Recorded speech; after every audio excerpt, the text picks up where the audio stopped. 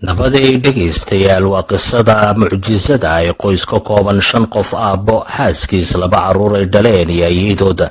gabadha yari waa 6 jir cunuguna 8 jir qoyskan ayaa ku noolaa banaanka magaalada caasimadda maalin maalmaha kamid ah ayaa waxa xanuunsatay hooyada dhashay labadan caruur ah waxaana la geeyay isbitaal baaritaanka kadibna waxa soo baxday inay qabto cudur halis ah waxaana dhakhtaradu u sheegeen aabihii reerka in loo baahan yahay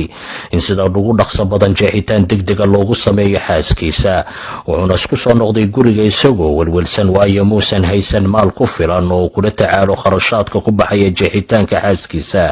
wuxuuna xasuustay inuu saaxiibo ku lahaa magaalada wuxuuna go'aansaday inuu dhinaca caasimadda u ambabaxo si uu uga soo amaahdo lacagaha qaliinka uu ku daberayo maalmihii ugu adkaa xanuunka hooyada waxaa soo booqanayay dumarka jiiraanka oo intaysan ka bixin ugu ducayn jiray in ilaah caafimaad siiyo waxayna dhihi jireen waxaan ilaah ku weydiinaynaa inuu ku caafiyo caafimaad kugu arsaaqo labada caruurta ayaa maqli jiray mar walba magaca Allah loogu ducaynayo hooyadooda waxayna weydiiyeen maalintii dambe ayeedoodu waa kuma Allah aguuse jooga hadiise aanu barino mana maqlaya oo noo caafimaadinaya hooyadayo waxaana ayeedii oo la istacjabsan su'aalaha labada caruur ay ugu jawaabtay Allah waa kayna abuuray ay nagaga filnaaday wax walba waxaana uu samada ka maqlaa ducadeena wuxuuna inoo xaqiijiyaa waxa aynu weydiisano khaas ahaan idinka oo caruura waayo waa idin jecel yahay si weyn waxayna ku qaateen dhagahooda warkii ayeedooda caruurtii waxaana markii ay tageen madrasada laga soo rawaxay ay soo mareen dukaanka waxayna iibsadeen boqshad iyo waraaq waxayna bilaabeen inay waraaq u qoraan إله الرحمن وعين كبلا بين مقع إلهي بسم الله الرحمن الرحيم نوكالي الله ونعاوي هو يدي وحنوصتهي وحنصوضها يا آبها يو وليان كسو نقون عاصمتا حنونكنا وكسو حمانا يا هو يدي أيينا وحينو شيختي إن أطهي نحرست سمفال بدن أن جعشها عرورتا ولبنا أدوكو جوابتو سيدا وقود أخصب بدن عدا كباردا waxaanan ku sugaynaa ambulanska aad ku qaadayso hooyada iyo wadada waxayna ku gabagabeeyeen warqadooda waa warqada ka socota hebel iyo heblaayo kuna socota Allah wuxuuna ku qoray cunugu magaciisa iyo magaca walaashiis waxayna ku rideen warqadan boostada wadada ku taala iyadoo aysan wax cinwaan ku qorin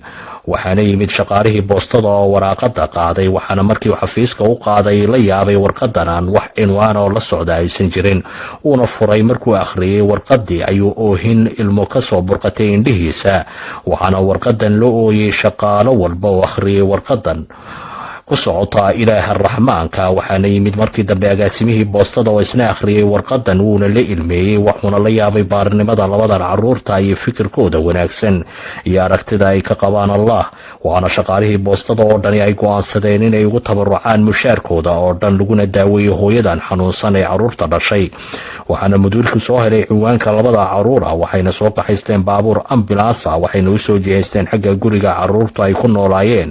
caruurta ayaa iyaguna ambulanska ilaahay ku sugayay wadada sidii ballantu ahayd markay arkeen baabuurka ambulanska ayaa waxay sahin waayeen farxad weyn waxayna la boodboodeen iyagoo ku qaylinaya waxa yimid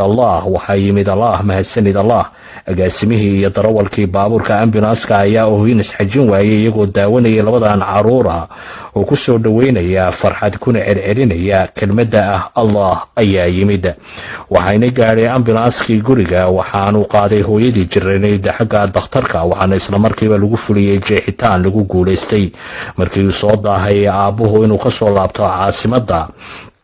ayaa labada caruurta waxa ay ku tiri ayeedood aabihiin waxa uu ilaaway Allah wuxuuna rajo biday saaxiibadiisa una soo daahay laakiinse idinku waxa aad u qayla dhaansateen Allah wuxuuna ahaa mid garabkiina taagan oo ducadiina ajiibay waana mid u darban cida barida waana mid ka shifaa xumaanta oo dhan